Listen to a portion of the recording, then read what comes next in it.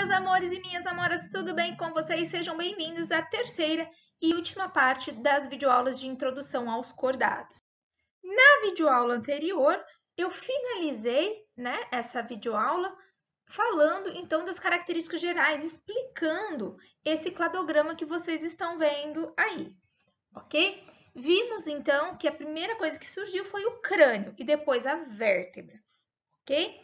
Todo vertebrado que tem vértebra vai ter crânio, mas nem todo crânio, todo craniata vai ter vértebra.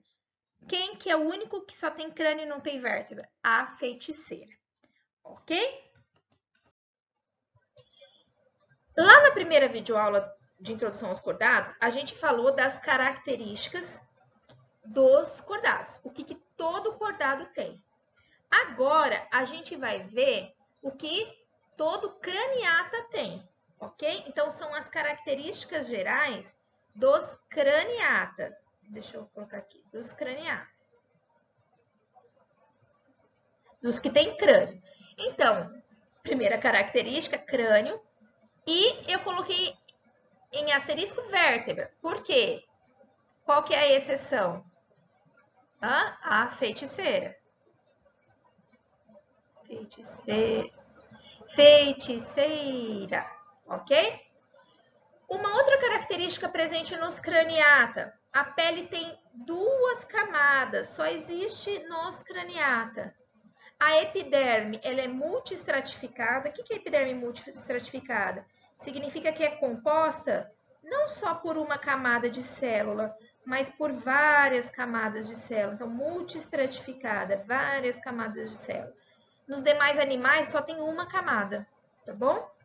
A derme, que é a camada abaixo da epiderme, ela é rica em vasos sanguíneos e em estruturas sensoriais. Nós vamos ter, por exemplo, mecanorreceptores, quimiorreceptores, para a gente, entender o ambiente externo, ok? E os craniata têm a presença das membranas extraembrionárias. O que são membranas extraembrionárias? São as membranas que vão envolver o embrião, ok?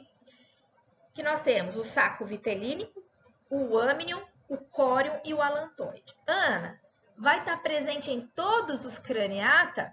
Não, nós vamos ver isso agora. Primeiro, nós vamos entender o que são essas membranas e depois nós vamos ver que grupo que tem. Eu tirei a minha imagem aqui para não atrapalhar a figura. Então, vamos lá. Vamos estudar as membranas extraembrionárias. A primeira membrana é o saco vitelínico. Se você se recorda também, lá na primeira aula de introdução aos animais, eu falei do vitelo. O que é o vitelo? Vitelo é o alimento do embrião, né? Esse alimento, ele não vai ficar jogado ali junto com o embrião, ele vai ficar numa bolsa, né? Então, é uma bolsa que abriga o vitelo e participa da nutrição. Imagina, observem que essa figura aqui, ó, é um ovo, né? Um ovo de galinha. Então, o pintinho vai crescer. Aonde que o pintinho cresce? O pintinho cresce na gema. Então, vou pôr aqui o ovo, né? Aqui é a clara e aqui é a gema. Se houver fecundação, o pintinho vai começar a nascer aqui numa parte vermelhinha, né? Que a gente vê da gema. Então, esse pintinho, como ele não depende da mãe para nutrição, precisa do vitelo.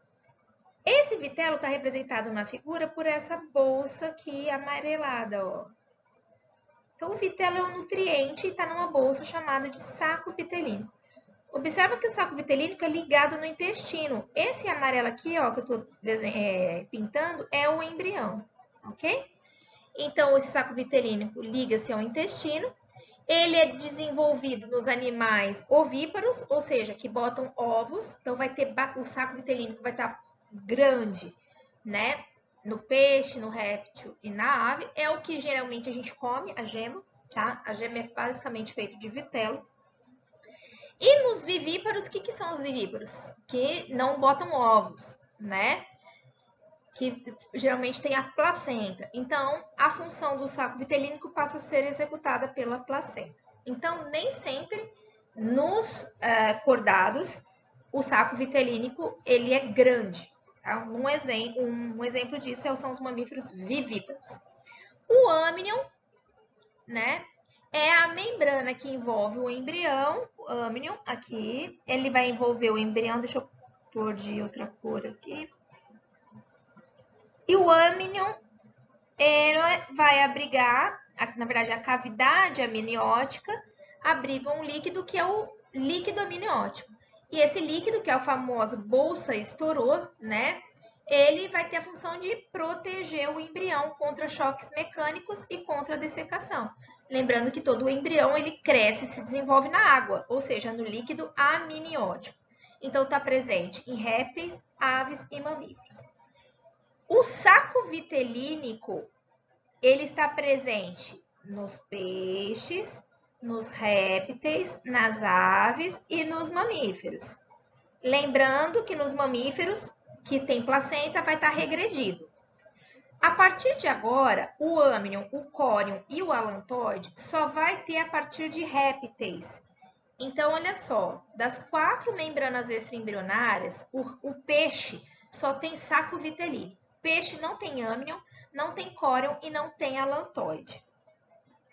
O que é o córion? O córion também é chamado de serosa e o córion é a membrana mais externa que existe. Vou fazer em verde aqui, ó. Tá em roxo, né?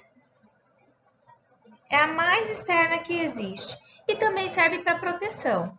Veja também que está presente em répteis, aves e mamíferos, ok? Essa albumina que vocês estão vendo é a clara do ovo.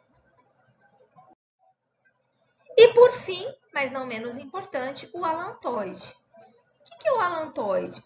O embriãozinho, gente, que cresce fora da sua mãe, a tartaruga, por exemplo, o pintinho, a partir do momento que ele vai comendo, ele vai excretando, né? Então, as fezes, né? A excreção dele tem que estar em algum lugar. Aonde que fica? Fica no alantoide, nessa estrutura, deixa eu fazer de azul aqui, ó. Então, o alantoide vai armazenar o que a gente chama de excretas nitrogenadas, a excreção, tá? Em répteis, ovíparos, ou seja, que botam ovos, ok? E aves. Nos mamíferos vivíparos, ou seja, que tem placenta, a mesma coisa lá do saco vitelínico, vai estar reduzido, porque quem faz a excreção é a placenta, ok? Então, nos placentários, quem tem placenta, olha o alantoide como está regredido. Olha a diferença do tamanho desse alantoide para esse alantoide aqui, ok? Eles têm uma outra função, junto com o córion, nos animais que botam ovos, que é participar das trocas gasosas. Tá? Mas, basicamente, é armazenar as excretas para que esse embrião não entre em contato com a excreta, ok? Então, nos vertebrados ovíparos, a excreção vai ser ácido úrico. Nós vamos ver mais para frente, eu imagino, não sei se vai ser esse ano, a excreção. Né? Os animais, ou eles excretam ácido úrico, ou amônia, ou ureia, ok? Sendo que o ácido úrico é aquele menos tóxico. Claro que tem que ser menos tóxico quem bota ovo. Por quê? Porque se for uma substância tóxica, vai acabar matando o embrião. Então, animais vertebrados que botam ovos, o embrião excreta, elimina ácido úrico, que ele não é tóxico. Tudo bem? Para finalizar, eu gostaria que vocês anotassem essa frase, que ela é muito importante, cai muito no vestibular, tá bom? O que acontece? O que eu falei para vocês? Olhem no cladograma aí nessa árvore filogenética. Então, nós temos o surgimento do crânio, e aí nós temos a feiticeira. Aí surgiram as vértebras a partir da lampreia, ok? Depois vai surgir a mandíbula, as maxilas, que nós vamos considerar os peixes, que a gente chama de peixes. E aí depois surgem as patas, as pernas, a partir de anfíbio. O que eu falei para vocês?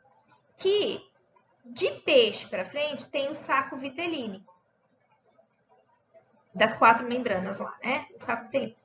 Só que é só a partir de répteis, anotem isso, que vão surgir as demais, o âmnion, o córion e o alantoide. Isso teve uma implicação evolutiva muito importante, que é o que vocês vão ler agora. O surgimento do ovo amniótico, ou seja, a presença dessas 3 membranas. O que é o ovo amniótico? Aquele que tem o âmnion, o córion e o alantoide. Foi um dos fatores importantes no sucesso da conquista do ambiente terrestre. A gente vai perceber ao longo do nosso estudo que a independência da água prática desses animais se dá a partir de répteis. Porque anfíbio, que é biovida, 2 vidas. O anfíbio passa uma parte da vida dele na água e outra parte da vida na terra. Esse aqui, o anfíbio. A partir dos répteis, a gente não tem isso. Nós temos uma independência maior da água. Tá? Então, essa independência, esse sucesso evolutivo no ambiente terrestre é em grande parte devido ao surgimento do ovo amniótico, da presença do ovo com casca. Olha lá, o saco vitelínico já existia antes da evolução do ovo amniótico. As demais estruturas, âmnion, alantoide, córion e a casca dura que a gente conhece da galinha, surgiram com o ovo amniótico. Anfíbios e peixes, como eu acabei de falar, anfíbios e peixes, a gente chama que são animais anamnióticos. Não tem nem âmnion, nem córion, nem alantoide. Os répteis, aves e mamíferos, animais amnióticos. Tá? Isso é importantíssimo. Essa questãozinha aqui da FUVEST, né, é bem recente, né, 2019 é recente. Apesar de que eu coloquei essa questão aqui, porque dá para vocês saberem a resposta sem ter visto tudo dos vertebrados, ok? Tem algumas características que vocês ainda não viram, porque nós vamos ver com os grupos mais para frente. Mas dá para vocês tentarem fazer essa questão. Lembrando que questão de múltipla escolha, vocês não precisam saber todo o conteúdo, ok? Essa aqui é uma segunda fase, ok? Sobre a fase de neurula. Bom, e essa última questãozinha aqui também de segunda fase, bom? Um beijo, até a próxima, falando dos agnatos, tá? Dos cordados sem mandíbula.